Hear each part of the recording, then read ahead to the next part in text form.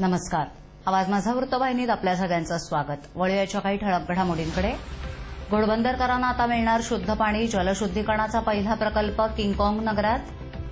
येत्या 4 जुलैला होणार लोकशाही दिन. आणि तरुणीवर अत्याचार आणि ठार मारण्याचा प्रयत्न, आरोपीस अटक. ठाण्यातील घोडबंदरमधील प्रभाग क्रमांक 2 मधील नागरिकांना आता पिण्याचं शुद्ध पाणी उपलब्ध झालंय. याचा लाभ आजूबाजूच्या सोसायटींसह येथील झोपडपट्टी भागाला होणार आहे. ठाणे महापालिका आणि वॉटर लाईफ इंडिया आणि डिटो फाउंडेशनच्या वतीनं या प्रकल्पाचा शुभारंभ करण्यात आला. यामुळे आता येथील रहिवाशांना अवघ्या 7 रुपयात 20 लिटर शुद्ध पिण्याचं पाणी उपलब्ध होणार आहे. यामुळे भविष्यात येथील नागरिकांना शुद्ध पाणी मिळणार आहे. 2 वर्षापूर्वी या प्रकल्पाची पालिकेनं संकल्पना पुढे आणली होती. याचा प्रत्यक्षात शुभारंभ झालाय. ठाणे महापालिकेनं घेतलेल्या पुढाकारामुळे ठाण्यातील पहिला प्रकल्प हा विजयनगरी भागात सुरू झालाय. बोअरवेलमधील पाणी या फिल्ट्रेशन प्लांटमध्ये टाकलं गेलं असून हे पाणी शुद्ध करून पाण्याच्या टाकीत सोडलं जातंय. त्यानंतर इथे पाणी घेण्यासाठी येणाऱ्या रहिवाशांना स्मार्ट कार्ड स्वाईप करून पाणी उपलब्ध करून दिलं जाणार आहे. रोज 24,000 लिटर पाणी या टाकीत उपलब्ध होणार असल्याची माहिती अपर्णा फाउंडेशनच्या अध्यक्षा भावना डुमरे यांनी दिली. तसंच सकाळी 7 ते दुपारी 12 आणि सायंकाळी 4 ते रात्री 9 वाजेपर्यंत पाणी उपलब्ध होणार आहे. झोपडपट्टी भागात शुद्ध पाणी मिळणं दुरापास्त आहे. शुद्ध पाणी मिळत नसल्यानं विविध स्वरूपांचे आजार देखील होत असतात. त्यामुळे यावर उपाय म्हणून हे शुद्ध पाणी उपलब्ध करून देण्यात आलं आहे.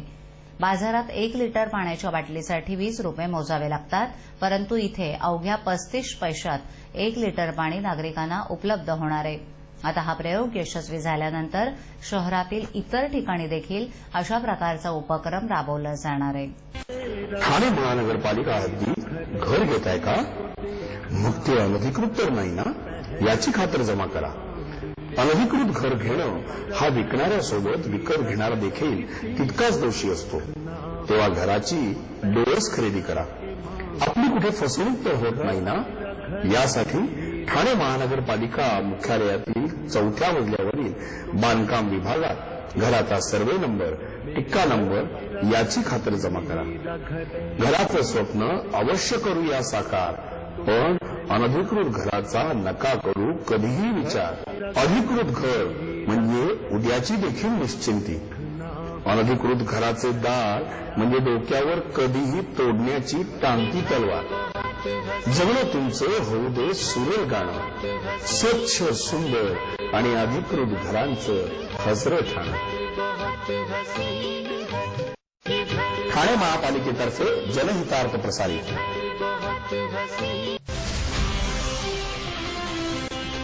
ठाणे जिल्हास्तरीय लोकशाही दिन 4 जुलै रोजी जिल्हाधिकारी कार्यालयात दुपारी 1 ते 3 वाजेपर्यंत आयोजित करण्यात आलाय. नागरिकांनी त्यांची तक्रार 3 प्रतीत 15 दिवस आधी म्हणजे 18 जून पूर्वी स्वतः समक्ष जिल्हाधिकारी कार्यालय ठाणे येथील नोंदणी शाखेमध्ये पाठवणं आवश्यक आहे. अन्य व्यक्तीमार्फत केलेली तक्रार लोकशाही दिनी स्वीकारली जाणार नाही. अर्जदारानं प्रथम संबंधित कार्यालयाकडे, वरिष्ठ कार्यालयाकडे केलेल्या तक्रारींच्या प्रती लोकशाही दिनी सादर करायच्या अर्जासोबत जोडाव्यात. तक्रारदारांबरोबर त्रयस्थानं येण्याची आवश्यकता नाही.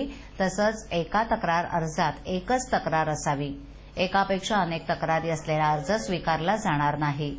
तक्रारदारानं प्रथम तालुका लोकशाही दिनामध्ये अर्ज करणं अनिवार्य आहे. तालुका लोकशाही दिनामध्ये अर्ज केला नसल्यास सदरहू अर्ज जिल्हा लोकशाही दिनामध्ये स्वीकारला जाणार नाही. न्यायप्रविष्ट प्रकरणं, राजस्व अपील, सेवाविषयक, आस्थापनाविषयक बाबी, विविध नमुन्यात नसणारे आणि त्यासोबत आवश्यक त्या कागदपत्रांच्या प्रती न जोडलेले अर्ज, अंतिम उत्तर दिलेलं आहे, देण्यात येणार आहे अशा प्रकरणी पुन्हा त्याच विषयासंदर्भात केलेले अर्ज, तक्रार, निवेदन वैयक्तिक स्वरूपात नसेल तर तसंच कोणत्याही राजकीय पक्षाच्या, लोकप्रतिनिधीच्या, संस्थेच्या लेटर हेडवरील अर्ज स्वीकारला जाणार नाही असंही जिल्हाधिकारी कार्यालयानं कळवलं आहे. सोमवारी शालांत परीक्षेचे निकाल जाहीर झाले आणि बऱ्याच शाळांचे 100% निकाल लागले. अनेक मुलांना देखील 95%, 96% गुण मिळाले आणि सगळेच त्यांच्या कौतुकात रमून गेले. परंतु काही शाळा अशा आहेत की ज्यांच्या विद्यार्थ्यांचे गुण जास्त नसतील, परंतु त्यांनी ज्या प्रतिकूल परिस्थितीशी झगडून हे गुण मिळवलेत त्यांचं कौतुक हे झालंच पाहिजे. अशाच विद्यार्थ्यांपैकी एक आहे शारदा विद्या मंदिरचा गोविंद हरा राठोड. रोजंदारीवर वेठबिगारीचं काम करणाऱ्या या मुलाचे 83.20% हे कोणत्याही 96 आणि 98% कमी नाहीत, किंबहुना त्याचे मोल कांकणभर जास्तच भरेल. 1977 सालापासून ज्ञानदानाचं कार्य करणाऱ्या शारदा विद्या मंदिर या शाळेत आश्रमशाळा, झोपडपट्टीत राहणारे आणि अत्यंत गरीब कुटुंबातूनच मुलं शिकायला येतात. घरात 18 विश्व दारिद्र्य असल्यामुळे शाळा मुलांना गणवेशापासून ते पाठ्यपुस्तकापर्यंत सगळं पुरवते. यामागे सर्वांना शिक्षण मिळालंच पाहिजे असा उदात्त हेतू असल्याचं शिक्षक आणि मुख्याध्यापक सांगतात. अशाच गरीब कुटुंबातील गोविंद राठोड हा गेली 3 वर्ष इथे ज्ञानार्जन करतोय. घरात आईवडील, बहीण आणि लहान भाऊ आहे, जो या शाळेचा विद्यार्थी आहे. आईवडील रोजंदारीवर मंडपवाल्यांकडे कामाला. हाताला काही मिळेल तेव्हा घरात चूल पेटते, नाहीतर एक वेळचं जेवून कसंबसे दिवस ढकलणारं हे कुटुंब. गोविंद मुळातच हुशार असल्यानं त्यानं याही परिस्थितीत घरातील 0 बल्बखाली अभ्यास करून हे गुण मिळवलेत. शाळेचा सुद्धा कधी नव्हे तो 87.69% निकाल लागल्यानं हा दुग्ध शर्करा योग असल्याचं मुख्याध्यापकांनी सांगितलं. शाळेनं आणि आपल्या शिक्षकांनी आपल्याला केलेल्या सहकार्यानंच आपण हे यश पाहू शकलो असं तो नम्रपणे सांगतो. आईवडिलांचे आशीर्वाद आणि सर्वांचं सहकार्य आपल्याला मिळालं नसतं तर आपण हे यश पाहू शकलो नसतो असं त्यांनी सांगितलं. शाळेतर्फे त्याला पुढील आयुष्यामध्ये सर्वतोपरी मदत उपलब्ध करून देण्याचे सुतोवाच शाळेचे मुख्याध्यापक आनंद सूर्यवंशी यांनी केलंय. स्थानिक स्वराज्य संस्थेची वाट ठाण्यात केवळ 11 नगरसेवकांनाच राजकीय पदोन्नती देऊन आमदार, खासदार, मंत्रीपदापर्यंत घेऊन गेली. त्यामध्ये विद्यमान पालकमंत्री एकनाथ शिंदे, वसंतराव खरे, जितेंद्र आव्हाड आणि राजन विचार यांचा समावेश आहे. स्थानिक स्वराज्य संस्थेमध्ये नगरसेवक झालेल्या अनेकांना त्यांचा वॉर्ड राखीव झाल्यानं किंवा पराभव झाल्यानं पुन्हा राजकारणात डोकं वर काढता येत नाही. परिणामी आमदार, खासदार, मंत्री होण्याचं त्यांचं स्वप्न तिथेच बेचिराग होतं. माजी नगरसेवक म्हणून त्यांना अखेरपर्यंत मिरवावं लागतं. ठाणे महापालिकेची स्थापना 1986 मध्ये झाल्यानंतर प्रथम महापौर होण्याचा बहुमान लाभलेले सतीश प्रधान यांना राज्यसभेच्या खासदारपदापर्यंत मजल मारता आली. वसंतराव खरे हे 1987 मध्ये महापौर झाले. त्यानंतर त्यांनी मागे वळून पाहिलं नाही. ठाणे विधान परिषदेवर 4 वेळा आमदार म्हणून ते निवडून गेले आणि विधान परिषदेचे उपसभापती म्हणून दीर्घकाळ लाल दिवा डोक्यावर मिरवत राहिले. 1993 ते 1996 या कालावधीत 3दा महापौर झालेले अनंत तरे यांची विधान परिषदेवर निवड झाल्यानं त्यांच्या कपाळावरील नाव महाराष्ट्रभर परिचित झाला. 2005 ते 2007 या कालावधीत महापौर झालेले राजन विचारे हे आमदार आणि विद्यमान खासदार आहेत.